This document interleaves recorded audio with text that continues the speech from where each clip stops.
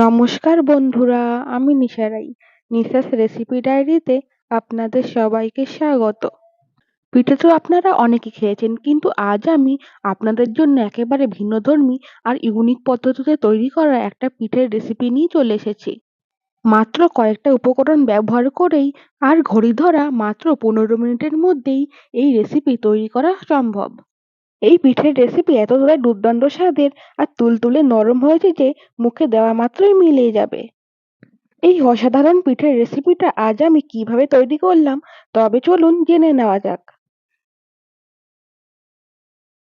এই পিঠের রেসিপি তৈরি করার জন্য সবার প্রথমেই আমি এখানে নিয়ে নিয়েছি 1 কাপের মতো সুজি।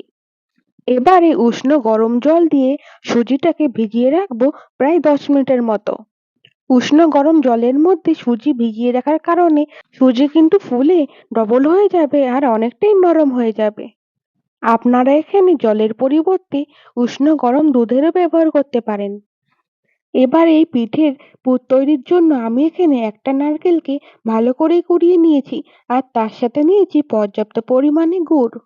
আপনারা গুড়ের পরিবর্তে চিনি দিয়েও কিন্তু এই পুরটা তৈরি করে নিতে পারেন, কিন্তু সেক্ষেত্রে এত সুন্দর একটা কালার আসবে না।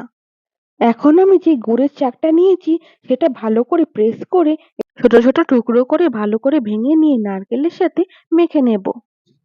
মিষ্টির পরিমাণ অবশ্যই আপনারা আপনাদের পছন্দ অনুযায়ী বাড়িয়ে বা কমিয়ে দিতে পারেন। আপনারা নাড়ু তৈরির সময় যেইভাবে নারকেলের সাথে গুড় মেখে নেন, সেভাবে এখানেও নারকেলের সাথে গুড়কে ভালো করে মেখে নিতে হবে। আমার কিন্তু নারকেলের সাথে গুড়কে ভালো করে মেখে নেওয়া কমপ্লিট। এবার রেসিপির পরবর্তী পর্যায়ে যাওয়া যাক। এখন আমি গ্যাস ওভেনের মধ্যে একটা কড়াই বসিয়ে দিয়েছি আর আগে থেকে যে নারকেল আর গুড়ের মিশ্রণটাকে মেখে রেখেছিলাম, সেই মিশ্রণটাকে কড়াইয়ের মধ্যে দিয়ে দিলাম। এবারে ভালো করে নেড়েচেড়ে নারকেলের এই পুরটাকে রান্না করে নেব। আপনারা সম্পূর্ণ রেসিপিটা করার সময় কিন্তু গ্যাসের ফ্লেম অবশ্যই মিডিয়ামে রেখে তারপর রান্না করে নেবেন। এবারে আমি ফ্লেভারের জন্য এখানে একটা এলাচ ব্যবহার করেছি। আমি এলাচটাকে মাঝখান থেকে চিড়ে নিয়ে তারপরে এখানে ব্যবহার করেছি। আপনারা এখানে গোটা এলাচের পরিবর্তে এলাচ গুঁড়োরও ব্যবহার করতে পারেন। অনবরত নেড়েচেড়েই কিন্তু আপনাদেরকে নারকেলের পুরটাকে রান্না করে নিতে হবে। নারকেলের পুরটা যত ভালো করে কুক হবে, ততই দেখবেন রঙের পরিবর্তন হচ্ছে আর খুব সুন্দর একটা গন্ধ বেরোতে শুরু করেছে। যখন এই পুরটা অনেকটাই আঠালো টাইপের হয়ে যাবে আর যখন সুন্দর একটা গোল্ডেন কালার চলে আসবে, তখন এই পুরটাকে তুলে নিতে হবে। আমি সমস্ত নারকেলের পুরটাকে অন্য একটা পাত্রের মধ্যে তুলে নিলাম। নারকেলের এই পুরটা কিন্তু এখন প্রচন্ড গরম। আমি 2 থেকে 3 মিনিটের জন্য একটুখানি অপেক্ষা করব, যাতে সামান্য একটু ঠান্ডা হয়ে যায়। আমি প্রায় 2 থেকে 3 মিনিট পর ফিরে এসেছি। এবার নারকেলের এই পুরটাকে ভালো করে মথে নিতে হবে। এখনো কিন্তু নারকেলের এই পুরটা প্রচন্ড গরম আছে। আপনারা পাশে একটা পাত্রের মধ্যে সামান্য একটু ঠান্ডা জল রাখবেন। যদি আপনাদের খুবই অসুবিধা হয়, তাহলে জলের মধ্যে হাতটা একটুখানি ডুবিয়ে তারপরে আবার মথে নিতে পারেন। এই পুরটাকে খুব বেশি ঠান্ডা করে তারপরে কিন্তু মথে নেওয়া যাবে না। তখন কিন্তু অনেক বেশি ঝুরঝুরে টাইপের হয়ে যাবে, তখন আর বাইন্ডিং করা যাবে না। আমি সমস্ত পুরটাকে 2 টো অংশে ভাগ করে নিয়েছি। কারণ আজ আমি এই পিঠেটাকে 2 ভাগে তৈরি করব। আপনারা যতগুলো ভাগে এই পিঠেটাকে তৈরি করতে চান, ততগুলো ভাগে এই নারকেলের এই পুরটাকে তৈরি করে নেবেন। যেহেতু আজ আমি গ্লাস পিঠে তৈরি করব, তাই আমি গ্লাসের মাপে নারকেলের পুরটাকে ভালো করে লম্বাটে টাইপের করে নিচ্ছি। 2 টো অংশের মধ্যে আমি একটা অংশের পুরকে ভালো করে লম্বাটে শেপে করে নিয়েছি। এবারে আমি বাকি পুরটাকেও একইভাবে লম্বা শেপে গড়ে নেব। একইভাবে আমি আরেকটা অংশের পুরকে একই শেপে লম্বাভাবে গড়ে নিয়েছি।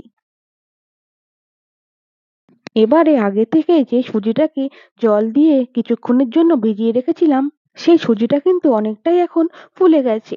এবারে আমি এখানে ব্যবহার করব চালের গুঁড়ো। আমি এখানে 1 কাপের মতো চালের গুঁড়ো নিয়েছি। সমস্ত চালের গুঁড়োটা আমি একইবারে ব্যবহার করব না, অল্প অল্প করে ব্যবহার করব আর সামান্য একটু জল দিয়ে মিশ্রণটাকে একটা মিডিয়াম টাইপের করে গড়ে নেব। আজ আমি এই পিঠের রেসিপিটা সুজি আর চালের গুঁড়ো দুটো ব্যবহার করে তৈরি করছি। আপনারা চাইলে এখানে শুধুমাত্র সুজি ব্যবহার করে এই পিঠের রেসিপিটা তৈরি করে নিতে পারেন। আমি যেমনভাবে অল্প, অল্প করে জল আর চালের গুঁড়ো দিয়ে মিশ্রণটাকে গুলে নিচ্ছি, আপনারাও ঠিক সেরকমভাবেই গুলে নেবেন। ধরে ১ম এই কিন্তু বেশি পরিমাণে জল কিংবা চালের গুঁড়ো ব্যবহার করবেন না। তাহলে কিন্তু পরিমাণে কম বেশি হয়ে যাবে। ব্যাটারটা কিন্তু একদম পারফেক্টলি রেডি হয়ে গেছে। এই পিঠে তৈরি করার জন্য আমি ২ টো গ্লাস নিয়েছি। আমি এখানে স্টিলের গ্লাস ব্যবহার করছি। আপনারা যেকোনো হিট প্রুফ গ্লাস এখানে ব্যবহার করতে পারেন। এবারে আমি ২ টো গ্লাসের মধ্যেই সামান্য পরিমাণে একটুখানি রিফাইন্ড অয়েল দিয়ে দিলাম। তারপরে এই অয়েলটাকে ভালো করে গ্লাসের মধ্যে চারিপাশে লাগিয়ে দেব। আর ওই ব্যাটারের মধ্যে দিয়ে দিয়েছি সামান্য পরিমাণে লবণ। লবণটা দিলে খুব সুন্দর কিন্তু একটা টেস্ট আসবে। লবণ দিয়ে আমি কিন্তু ভালো করে পিঠের ব্যাটারের সাথে মিশিয়ে নিয়েছি। আর এখানে আমি সামান্য পরিমাণে ব্যবহার করলাম ইনো। আপনারা এখানে ইনোর পরিবর্তে বেকিং সোডারও ব্যবহার করতে পারেন। আপনারা বেকিং সোডা কিংবা ইনো যেটাই ব্যবহার করেন না কেন, সেটা সবার শেষে, অর্থাৎ আপনারা যখন আগে থেকে রেডি করে রাখা গ্লাসের মধ্যে ব্যাটারটাকে সেট করবেন, ঠিক আগের মুহূর্তে ব্যাটারটার মধ্যে বেকিং সোডা কিংবা ইনোর ব্যবহার করবেন। ব্যাটারটা একদম রেডি হয়ে গেছে। এবারে আমি আগের থেকে যে অয়েল ব্রাশ করে গ্লাসটা রেডি করেছিলাম পিঠের জন্য, সেই গ্লাসের মধ্যে অল্প, অল্প করে ব্যাটার দিয়ে দেব।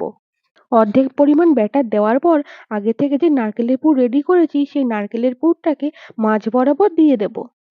নারকেলের পুরটাকে মাঝ বরাবর সেট করে তারপরে আমি ব্যাটার দিয়ে পুরো গ্লাসটাকে ভর্তি করে দেব। রেসিপিটা ভালো লাগলে অবশ্যই একটা লাইক করে দেবেন। আর আপনাদের এই রেসিপিটা কেমন লাগলো আমাকে কমেন্ট করে জানাতে ভুলবেন না যেন। আমি ব্যাটার দিয়ে সম্পূর্ণ গ্লাসটাকে ভর্তি করে নিলাম।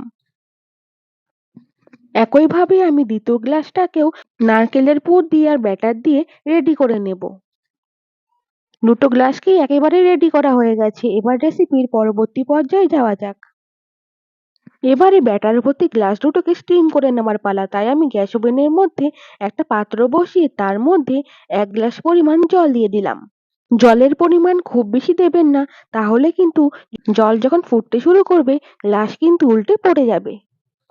জলের পরিমাণ আপনারা এমনভাবেই ব্যবহার করবেন যাতে আপনাদের হাতের কড়ে ১ কড়ের বেশি না হয়। মিডিয়াম ফ্লেমে ঢাকা দিয়ে আমি ১৫ মিনিটের জন্য স্টিম করে নিলাম।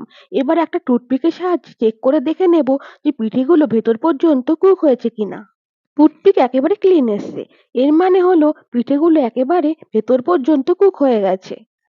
আপনারা এখন দেখতেই পাচ্ছেন পিঠেগুলো ভালো করে কুক হওয়ার পরে কিন্তু অনেকটাই ফুলে গেছে আর গ্লাসের উপরের সারফেসের উপরে উঠে গেছে।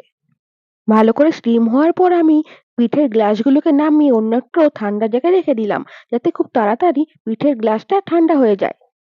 ভালো করে ঠান্ডা হওয়ার পরেই কিন্তু গ্লাস থেকে পিঠেকে ডিমোল্ড করে নেবেন, না হলে কিন্তু ভেঙে যেতে পারে। এবারে আমি কেটে দেখিয়ে দিচ্ছি পিঠেগুলো ভিতর থেকে কতটা সুন্দর আর লোভনীয় দেখতে হয়েছে। আমার চ্যানেলে নতুন বন্ধুরা অবশ্যই চ্যানেলটাকে সাবস্ক্রাইব করে আমার পাশে থাকবেন। আর পাশের বেল আইকনটাকে অবশ্যই অন করে রাখবেন, যাতে আমি যখনই কোনো রেসিপি আপলোড করব তা সবার আগে পৌঁছে যাবে আপনাদের কাছে। পিঠেগুলোকে কত সুন্দর দেখতে লাগছে আর খেতেও হয়েছে দারুণ। মুখে দেওয়ার মাত্রই তুলোর মতো মিলিয়ে গেছে। রেসিপিটা আজ এই পর্যন্ত। দেখা হচ্ছে পরবর্তী কোনো রেসিপিতে। সকলে ভালো থাকবেন, সুস্থ থাকবেন আর সম্পূর্ণ রেসিপিটা দেখার জন্য আপনাদের অসংখ্য ধন্যবাদ।